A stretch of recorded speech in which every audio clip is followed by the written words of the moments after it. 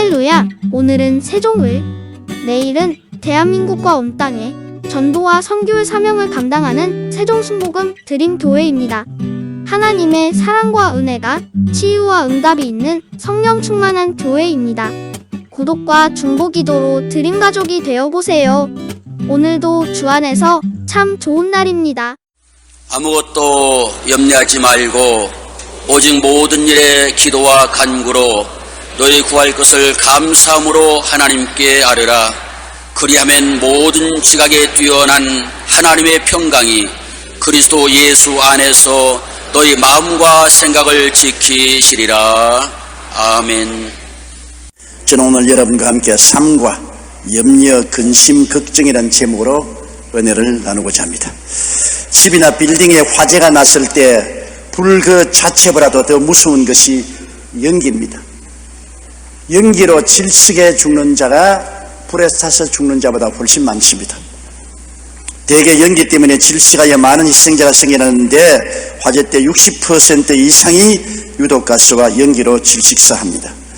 인간 삶에도 수고하고 무거운 짐, 괴로운 일 자체보다도 그 짐이나 일로 인하여 생겨난 근심, 걱정, 불안, 초조, 절망 등이 마음을 파탄에 이르게 만듭니다. 생활과 사업의 문제로 염려와 근심을 견디지 못하고 정신적인 파탄을 당하여 자살한 사람이 비일비재합니다.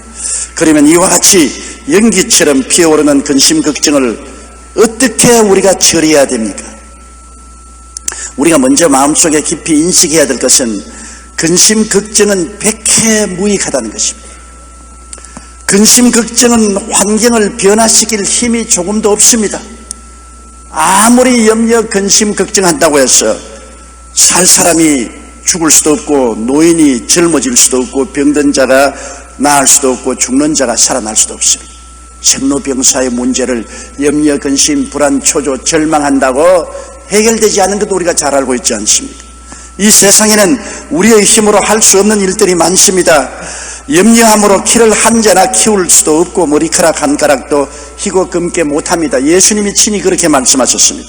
마태복음 6장 27절에 너희 중에 누가 염려함으로 그 키를 한 자나 더 할 수 있느냐. 마태복음 5장 36절에 한 트럭도 희고 검게 할 수 없다고 말한 것입니다. 그러므로 염려하든 않든 일어날 일은 일어나고 나타날 일은 나타난 것입니다.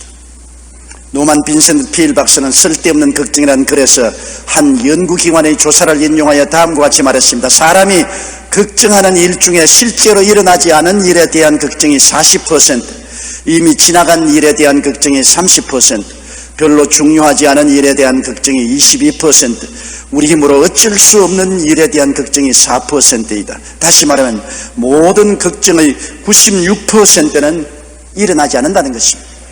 우리가 굉장히 걱정하고 밤잠을 자지 못하고 밥을 먹지 못하고 초조하던 걱정, 근심의 96%는 실제로 일어나지 않고 실제로 우리 삶 속에 일어나는 염려, 근심은 4%인데 그것은 어찌할 수 없는 사건이라는 것입니다. 그러니 사실 여러분, 모든 염려, 근심, 걱정 중에 92%는 실제로 일어나지 않습니다. 마지막 4%는 일어나는데 우리 힘으로는 해결할 수 없는 일인 것입니다.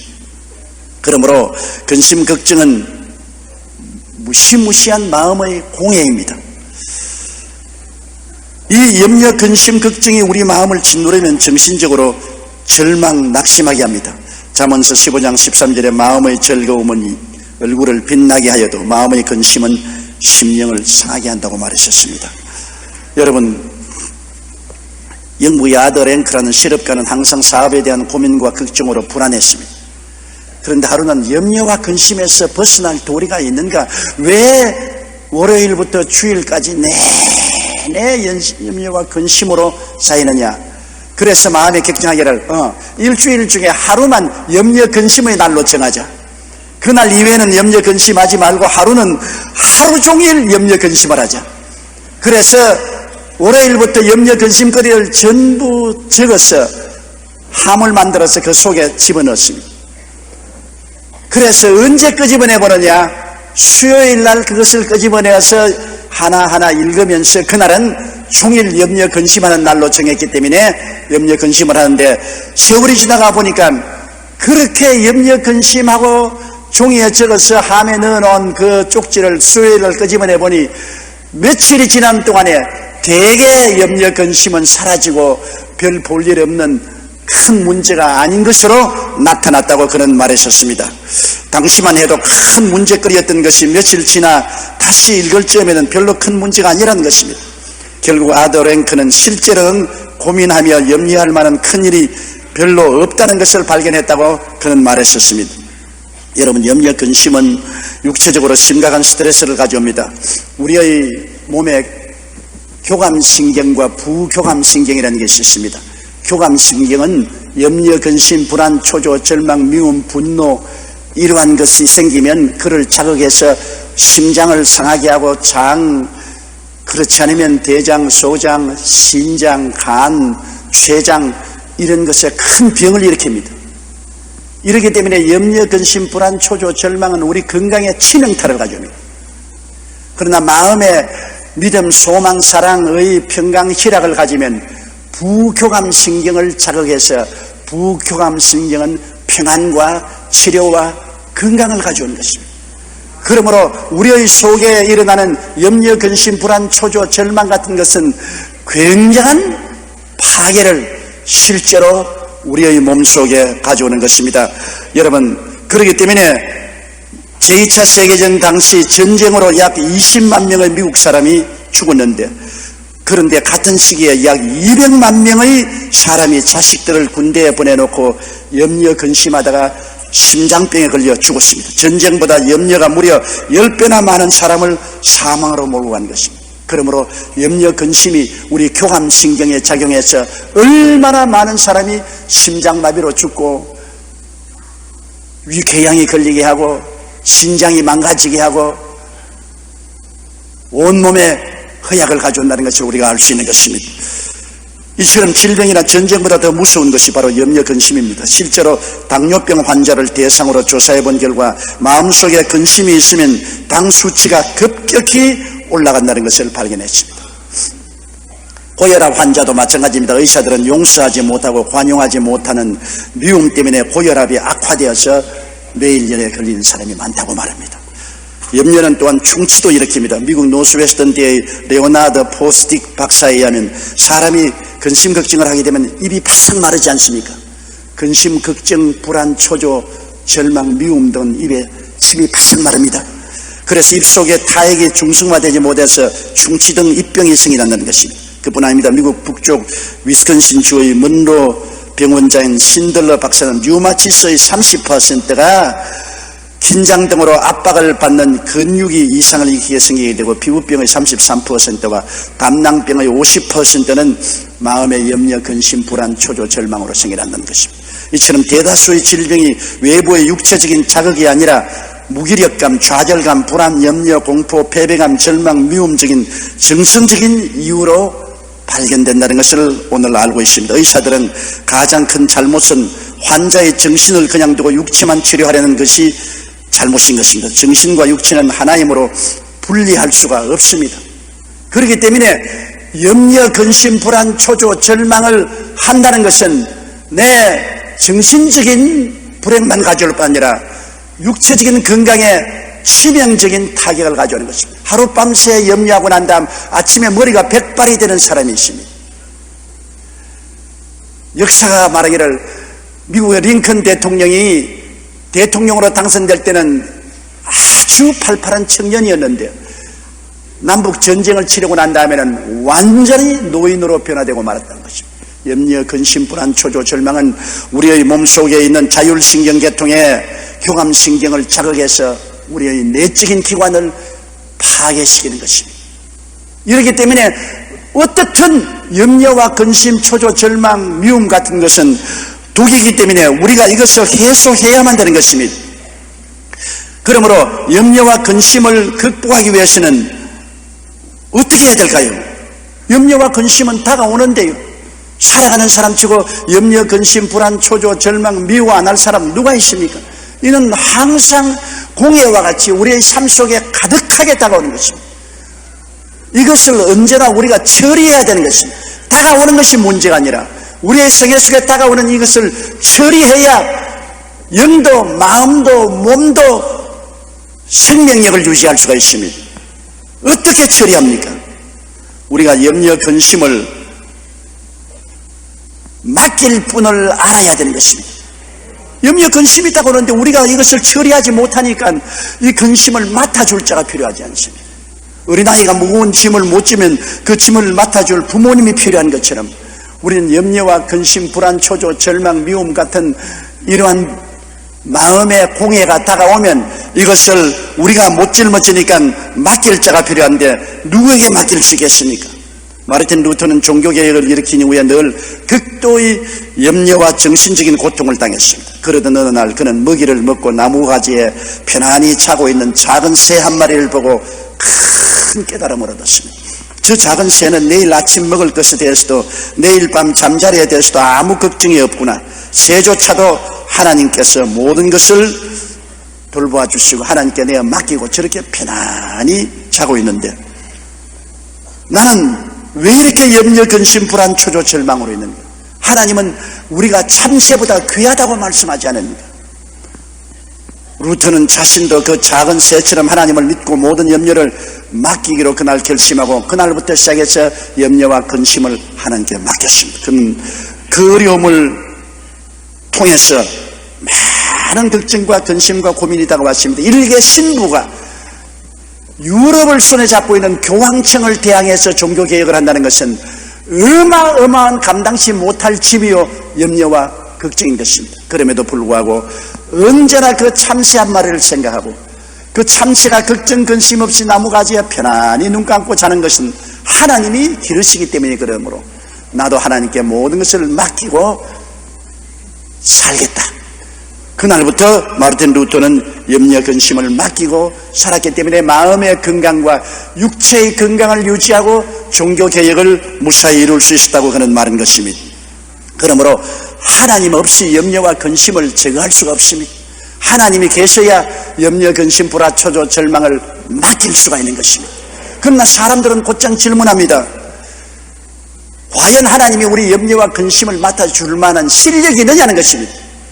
실력이 없는 자에게 아무리 문제를 맡겼자 무슨 소용이 있습니까? 실력이 있어야 되는데 하나님이 과연 염려와 근심을 맡을 만한 실력이 계신가? 성경 이사야서 40장 27절로 31절에 야곱아 내가 어찌하여 말하며 이스라엘아 내가 어찌하여 이르기를 내 사정은 야훼께 숨겨졌으며 원통한 것은 내 하나님께서 수리하심을 받지 못한다느냐 너는 알지 못하였느냐 듣지 못하였느냐 영원하신 하나님 야훼 딴 것까지 창조하신 자는 피곤치 아니하시며 곤비치 아니하시며 명철이 한이 없으시며 피곤한 자에게는 능력을 주시며 무능한 자에게는 힘을 더하시나니 소년이라도 피곤하며 곤비하며 장정이라도 넘어지며 자빠지되 오직 야훼를 앙망하는 자는 새 힘을 얻으리니 독수리의 날개침이 올라감 같을 것이요 다른 박질하여도 피곤치 아니하였고 걸어가도 곤비치 아니하리라고 말씀하신 것입니다. 하나님은 능력이 있습니다. 하나님을 앙망하는 자에게는 새 힘을 주시겠다고 말씀한 것입니다. 하늘로 날개침이 올라가는 독수리 같고 다른 박질하도 피곤치 않고 걸어가도 곤비치 않겠다고 말한 것입니다. 그러면 또 질문하는 사람이 있습니다. 그긴 그렇지만은 과연 하나님이 우리 염려를 맡아주시기를 원하시는가? 엿줄 사람 물어보지 않고 김치국물을 마시면 어떻게 하는가? 하나님이 과연 우리 염려 근심을 맡아주기를 원하시는가? 마태복음 11장 28절로 30절에 수고하고 무거운 짐진 자들은 다 내게로 오라. 내가 너희를 쉬게 하리라. 나는 마음이 온유하고 겸손하니 나의 멍에를 메고 내게 배우라. 그러면 너희 마음이 쉼을 얻으리니 이는 내 멍에는 쉽고 내 짐은 가벼움이라. 하나님이 직접 우리를 초청하고 있습니다. 염려하고 근심한 사람 내게로 오라고 초청하는데 안 갈 사람 누가 있겠습니까? 베드로전서 5장 7절에 너희 염려를 다 주께 맡겨버리라. 이는 저가 너희를 권고하심이라. 즉 돌보신다고 말씀하신 것입니다. 여러분 그러므로 우리가 너무 염려와 근심에 둘러싸여 가지고서 내적으로 쭈그리고 앉아 있습니다. 눈을 들어 하나님을 바라보고 하늘과 땅과 세계와 그 가운데 모든 것을 지으신 하나님, 저 수많은 별들을 지으시고 그 이름을 부르시고 운행하시는 하나님, 전지전능하신 하나님, 우리를 사랑하셔서 우리의 짐을 지겠다고 초청하는 하나님, 이 하나님을 바라보게 되면 우리 마음속에 염려와 근심을 내어 던질 수가 있는 것입니다. 저희 진실함은 방패와 손방패가 되니 밤의 놀램과 낮에 흐르는 살과 흑암 중에 행하는 연병과 백주의 황폐케 하는 파멸을 두려워하지 아니하리로다. 천인이 내 곁에서 만인이 내 우편에서 넘어지나 이 재앙이 내게 가까이 하지 못하리라고 말씀하신 것입니다. 그러니 이런 하나님이 계시고 이 능력 있는 하나님이 우리의 염려와 근심을 맡아주겠다고 오라고 하시니 우리가 그분 앞에 나가지 아니할 수 없습니다. 예수님 보십시오. 예수님이 이 세상에 왜 오셨습니까? 세상 짐을 짊어져 주시기 위해서 오신 것입니다. 주님은 하나님으로 계시지 않고 사람으로 오셔서 이 땅에 33년 동안 사시고 마지막에 우리의 감당치 못할 짐을 지시고 십자가에 올라가시고 죄짐을 지고 올라가셨지 않습니까? 세속과 마귀의 짐을 짊어지고 질병의 짐을 짊어지고 가난과 저주와 삶의 고통의 짐을 짊어지고 심지어는 죽음의 짐까지 주님이 짊어지고 십자가에 올라가서 몸짓고 피 흘려 주셨습니다. 이사야 53장 4절에도 그는 실로 우리의 질고를 지고 우리의 슬픔을 당했다고 말합니다. 시편 68편 19절은 날마다 우리 짐을 지시는 주 곧 우리의 구원이신 하나님을 찬송할지라고 말했습니다. 요한복음 16장 33절은 세상에서 너희가 환난을 당하나 담대하라 내가 세상을 이겼다고 말씀하십니다. 그러니 여러분, 예수님이 우리 짐을 이미 십자가에 짊어지고 가시고 난 다음에 오늘날 주님께서는 두 손을 활짝 내밀고 내가 반드시 너를 도와주고 반드시 너를 붙들어 주겠다고 말씀하시겠습니다.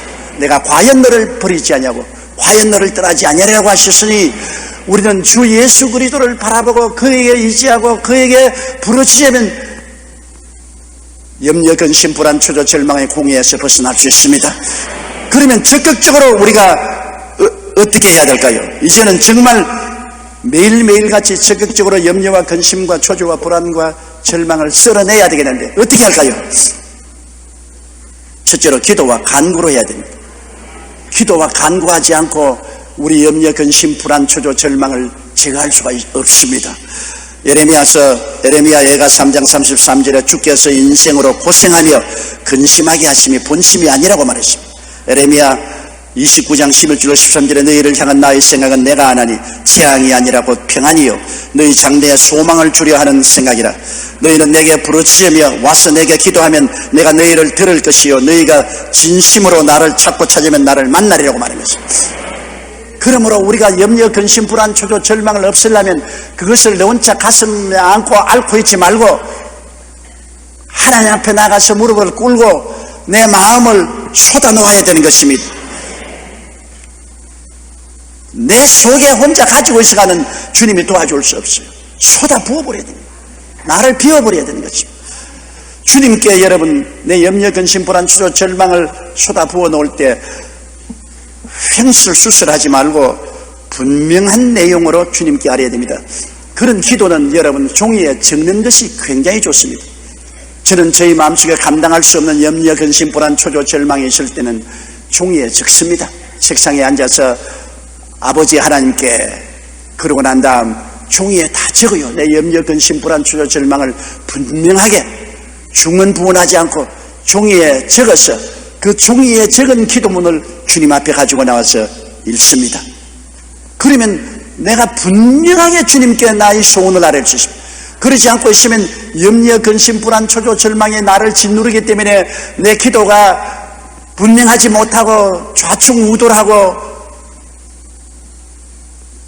중언부언하게 되는 것입니다. 그러므로 여러분 염려, 근심, 불안, 초조, 절망을 종이에 적었어요. 편지를 적듯이 분명히 적고 적은 것을 가지고 하나님께 나가서 그것을 반복하고 읽으면서 기도하고 읽으면서 기도하고 읽으면서 기도하는 것 굉장히 좋습니다. 시편 55편 22절에 내 짐을 야훼께 맡겨버리라. 너를 붙드시고 의인의 요동함을 영영히 허락지 아니하시려다. 맡기기 위해서는 내가 무엇을 맡길까를 마음속에 분명히 알고 하나님께 맡겨야 되는 것입니다. 그리고 그렇게 해야 내가 믿음을 가지고 기도할 수 있습니다.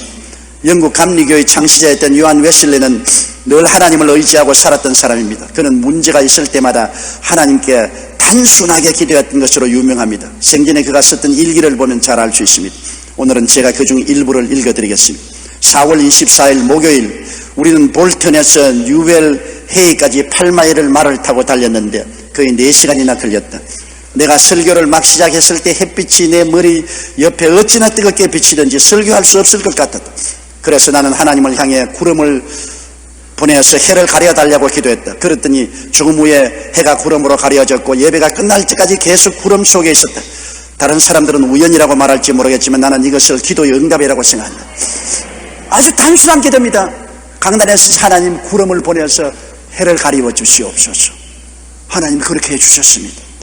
4월 25일 금요일 나는 10시경에 더드몰튼 근처에서 설교하였다. 오후 3시경에는 헵튼 스토어에 가서 산등성에서 설교하였다. 그런데 설교를 시작하자마자 비가 내리기 시작했다. 나는 하나님 설교를 마칠 때까지 비를 멈추어 달라고 기도했다. 그랬더니 실제로 비가 멎었다.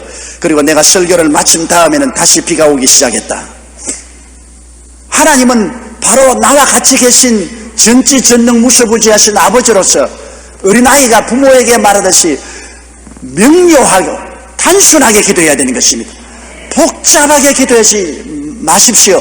사람들은 너무 예식과 격식을 차리기 위해서 시간을 보내고 그러기 때문에 자기 기도가 분명하고 단순하지 못합니다. 전지전능무소부지하신 하나님이시여 천지와 만물을 지으신 하나님이여 어제도 계시고 오늘도 계시고 내일도 계신 하나님이여 그러고 난 다음엔 자기가 뭐 할 줄 다 잊어버리고 마는 것입니다. 중언부언하고 말죠. 그냥 아버지 하나님께 아버지 하나님이여 이러한 일을 도와주십시오. 요한 웨슬레처럼 해가 뜨겁습니다. 구름으로 가려 주십시오. 하나님 지금 비가 옵니다. 비를 거쳐서 설교하게 하여 주시옵소서. 너무나 분명하고 단순한 기도가 아니겠습니까? 그렇기 때문에 기도는 분명하고 단순해야 되므로 기도를 적는 것이 굉장히 좋습니다. 적어서 분명한 내용을 단순하게 반복한다. 길게 말하려고 하지 마십시오. 단순하게 말하십시오. 여러분 누가복음 18장에 보면 불의한 재판관에 고난당하여 과부가 재판장에 호소할 때 단순한 말을 말했습니다. 나에 대한 원한을 내게 갚아주소서. 그것을 계속 말하는 것입니다. 재판관이 나타나면 나에 대한 원한을 갚아주소서. 나에 대한 원한을 갚아주소서. 그는 간단 명료하고 단순한 기도를 반복했던 것입니다. 그래서 그 기도가 응답받았다고 성경은 말하고 있습니다. 여러분 그리고 기도는 열정적으로 강구해야 됩니다. 뜨거운 마음이 있어야 돼요. 기도가 마음에서 우러나지 않고 머리에서 우러나오는 기도는 그것은 기도가 아닙니다. 냉장고에서 나온 기도는 아무 소용이 없습니다. 활활 따는 부엌에서 불길 같은 마음으로 기도해야 되는 것입니다. 에레미야 33장 3절에도 너는 내게 부르짖어라. 내가 내게 응답하겠고 내가 알지 못하는 크고 비밀한 일을 내게 보이리라. 여러분 가슴에서 우러나는 소원이 있어야 부르짖지요. 소원이 없는 사람이 부르짖겠습니까? 안 부르짖죠. 시편 142편 1절에 내가 소리내어 야훼께 부르짖으며 소리내어 야훼께 강구하는도다. 간절한 소원이 있는데 어떻게 조용하고 사근사근하게 기도하겠습니까? 소리내어 몸부림치며 부르짖는다. 사무엘상 1장 10절에 한나가 마음이 괴로워서 야훼께 기도하고 통곡하였다고 말합니다. 마음이 염려와 근심 불안 초조 절망으로 짓눌리고 괴로운데 어떻게 부르짖지 않겠습니까? 몸부림치지 않겠습니까? 통곡하지 않겠습니까? 하나님은 마음에 열정적으로 간절히 통곡하며 부르짖는 기도에 귀를 기울여 주시는 것입니다.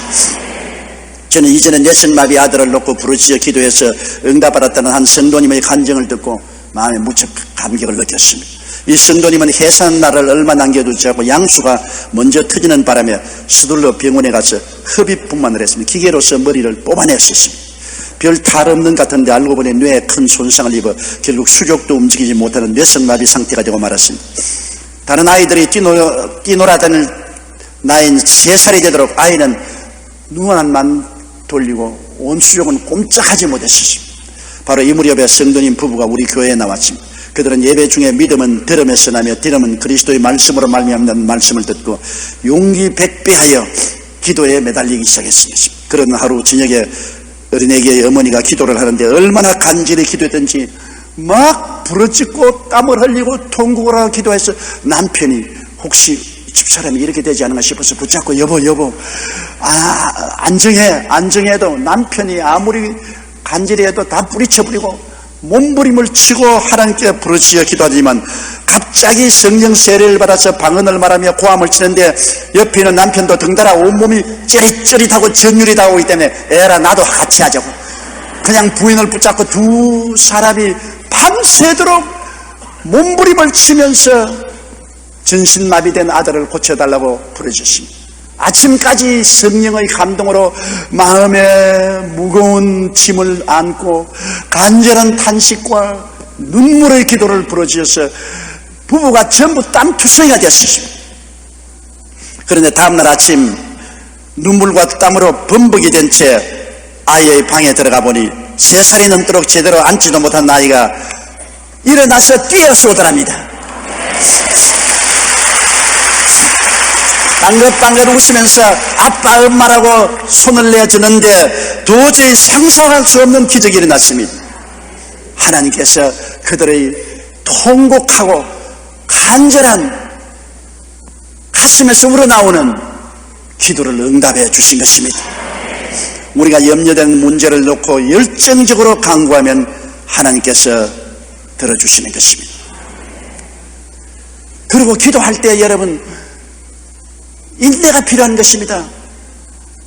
우리의 기도의 상대는 하나님일 뿐 아니라 직접적인 상대는 마귀입니다. 마귀가 우리를 도적질하고 죽이고 멸망시키려고 우리를 붙잡고 있기 때문에 마귀의 진을 회파하고 하나님의 손길을 붙잡아야 되는 것입니다. 그렇기 때문에 여러분 원수가 있으면 언제나 서로 밀고 땡기는 싸움은 쉽지 않습니다. 싸우면은 인내가 필요한 것입니다. 나무 뿌리가 쉽게 뽑혀나지 않습니다. 요사이는 나무를 연료로 안 쓰니까 별로 나무를 베어오지도 않고 뿌리를 캐지 않습니다. 우리 시대에는 나무를 베면 큰일 나니까 나무를 베고 난 다음에 나무 뿌리를 뽑아서 장작을 만들어서 불을 떼고 내는데 그 나무 뿌리 뽑아라 가서 한번 해보면 호미로 파고 삽으로 옆을 파고 그 다음 나무 둥그리를 잡고 땡기고 밀고 땡기고 밀고 하는데 그거 하나 뽑는데 한나절이 걸립니다. 조금 흔들리다가 또 좀 쉬고 또 흔들고 또 호미로 파고 또 흔들고 또 흔들고 나중에는 마지막 전력을 기울여 젖먹던 힘을 다 가지고서 잡아당기면 찍찍찍찍찍 그다가 은등발을 확 찍으면서 확 뿌리가 뽑히는 것입니다. 저는 기도할 때마다 그런 생각을 합니다. 어릴 때 체험한 생각입니다.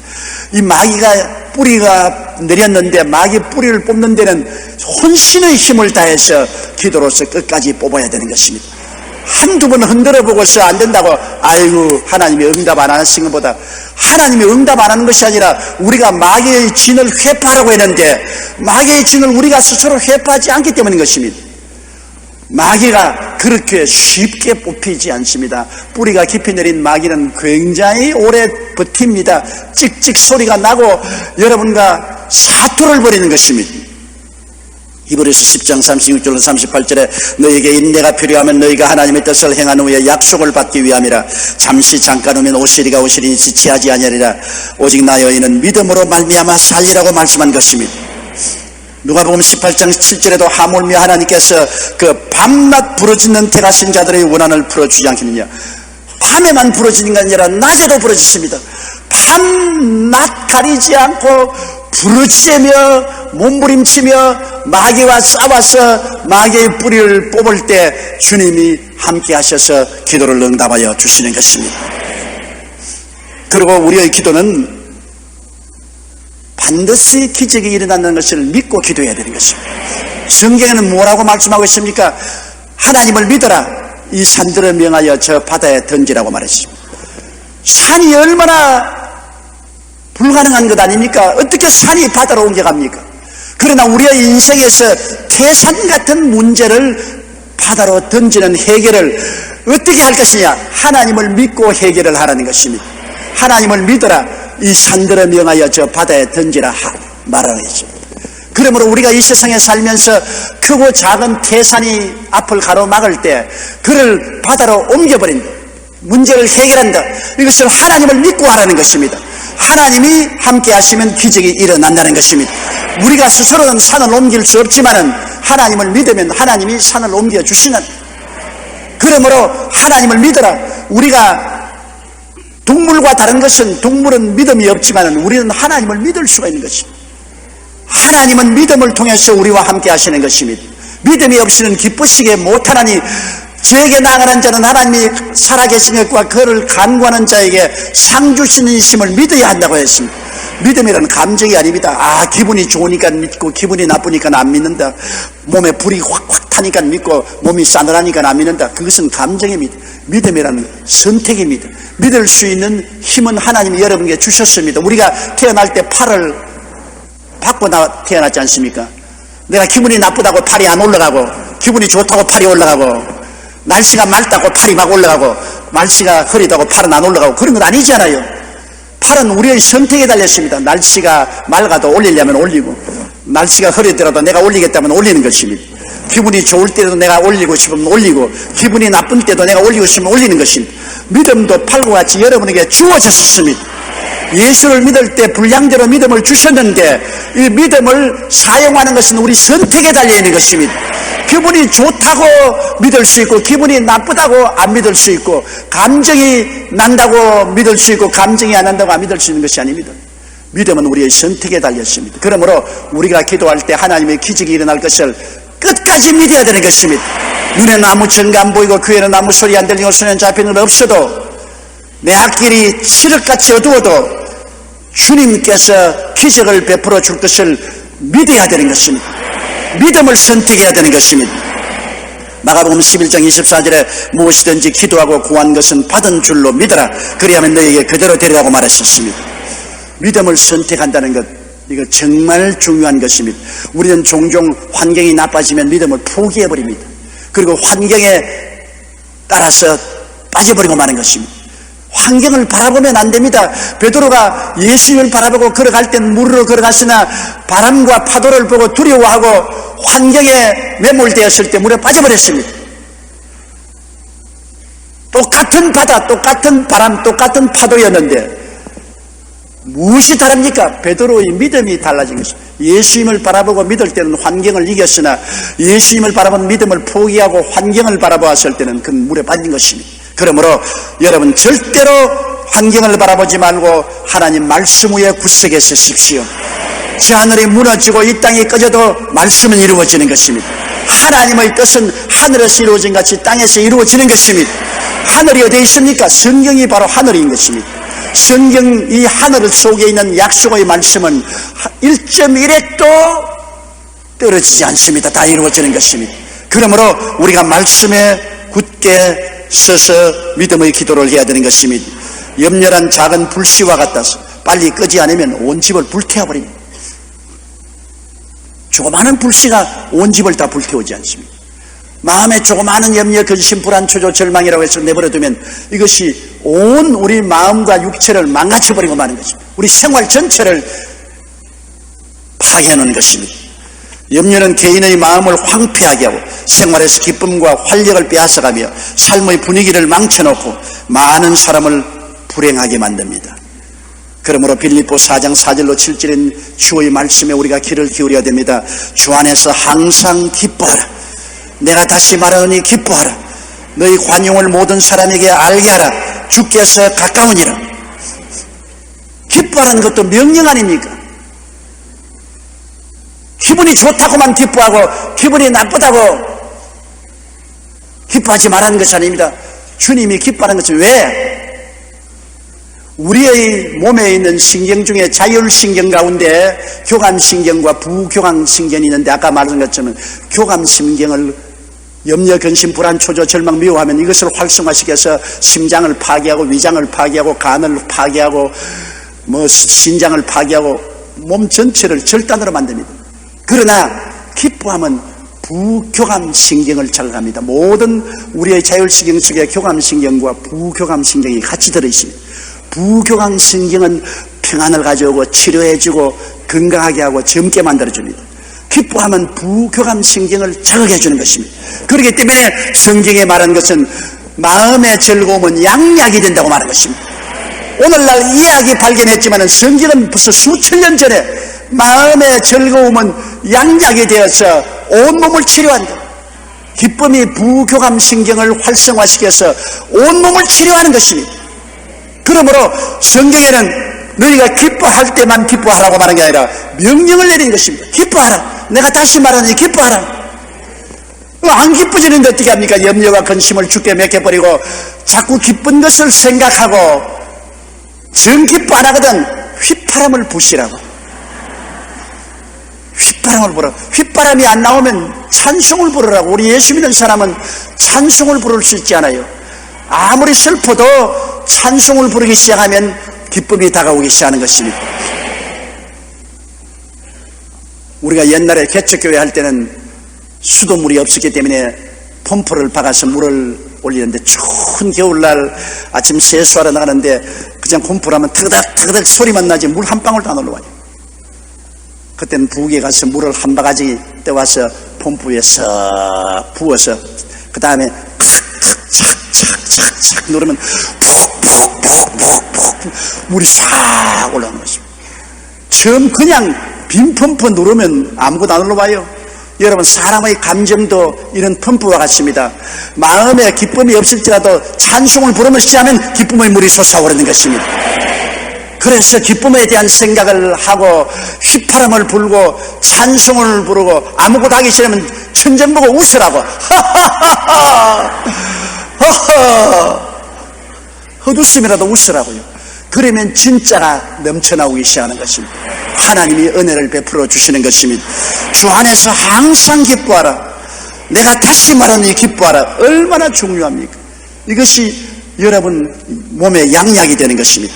너희 관용을 모든 사람에게 알게 하라. 주께서 가까우시니라. 아무것도 염려하지 말고 오직 모든 일에 기도와 간구로 너희 구할 것을 감사함으로 하나님께 아뢰라. 모든 지각에 뛰어난 하나님의 평강이 그리스도 예수 안에서 너희 마음과 생각을 지키시리라. 이것이 우리가 인생을 살아가면서 마음의 평안과 행복과 치료를 가지고 살 수 있는 길인 것입니다. 우리의 삶 속에 다가오는 염려, 근심, 불안, 초조, 절망은 바퀴벌레와 같습니다. 공해와 같습니다. 이와 빈대와 벼룩과 같습니다. 이거 쉽게 생각하고 내버려 놓으면 안 됩니다. 이것이 온몸을 파괴하는 무시무시한 파괴적인 요소가 될 수 있는 것입니다. 적은 염려, 근심, 불안, 초조, 절망, 미움부터 우리는 제거해야 됩니다. 그렇게 하면 우리가 영적으로도 깊은 은혜 속에 있을 수 있고 마음의 평안을 가지고 그 무엇보다도 육체적인 건강을 가질 수가 있는 것입니다.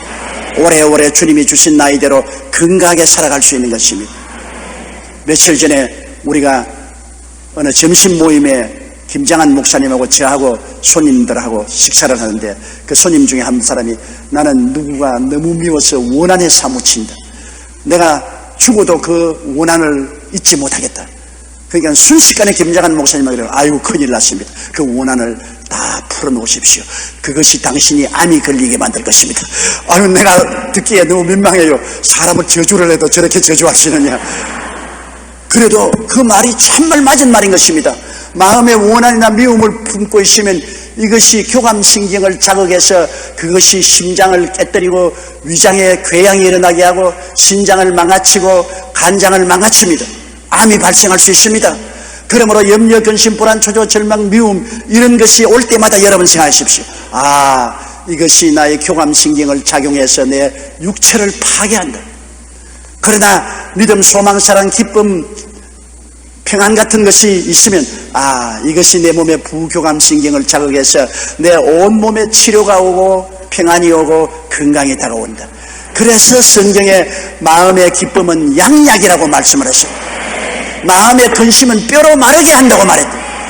항상 기뻐하라. 다시 내가 내게 말하니 기뻐하라는 말씀이 여기에 있는 것입니다. 오늘 여러분은 오늘 이 시간부터 결심하고 염려, 근심, 불안, 초조, 절망을 기도와 간구로 주님께 다 맡겨버리시고 백해무익한 공예를 다 맡겨버리고 항상 주 안에서 강제로라도 기뻐하고 즐거워하며 사는 여러분 되시기를 주의 이름으로 기도합니다. 다 같이 고개 숙여 기도드리겠습니다. 전능하시고 거룩하신 아버지 하나님, 수고하고 무거운 짐을 맡아주시기 위해서 주님이 우리 앞에 서서 두 손을 활짝 펴시고 수고하고 무거운 짐자들 내게로 오라고 하시니 얼마나 감사한지 모르겠습니다. 우리의 힘으로 감당할 수 없는 염려, 근심, 불안, 추조, 절망을 주님께 맡길 수가 있고 맡아주실 능력이 계시고 맡기를 원하시는 주님, 십자가에서 우리를 위해서 짐을 지신 예수님을 모시고 계시니 얼마나 감사한지 말로 다 할 수 없습니다. 하나님 아버지여, 우리는 단순한 기도, 분명한 기도로, 열렬한 기도로, 믿음의 기도로 염려와 근심을 다 주님께 맡기고 평안과 기쁨으로 살아가게 도와주시옵소서. 염려와 근심, 불안, 추조, 절망은 자살이요, 기뻐하는 것은 행복을 가져오는 첩경이 되옵니다. 아버지여, 기쁨을 택하고 염려, 근심, 불안, 추조, 절망을 택하지 말게 도와주시옵소서. 예수님 이름으로 기도드리옵나이다. 아멘.